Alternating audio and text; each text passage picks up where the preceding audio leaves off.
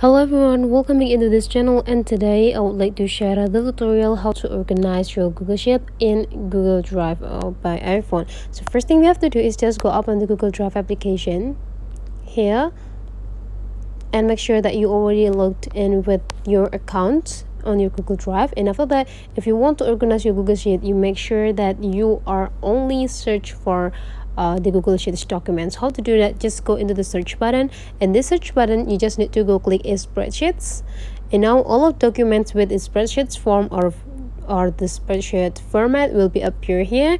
And now you can just choose which documents that you want to organize to. For example, you want to put this the same documents, for example, like the finance reports or accounting reports within the same folder.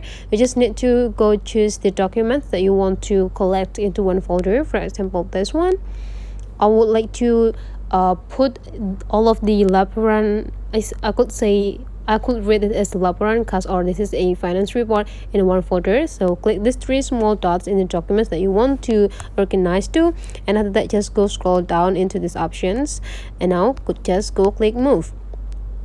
You can just choose into the My Drive, and you can create the new documents by click this. Now you just need to add the name of the file, for example, the finance reports.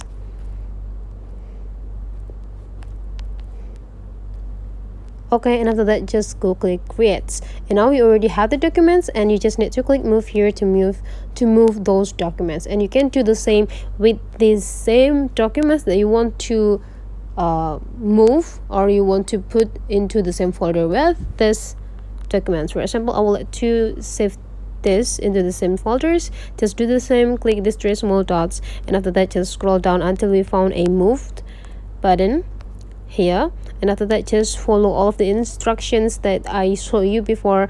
Go click the documents, the folders, and after you find it just go click move here.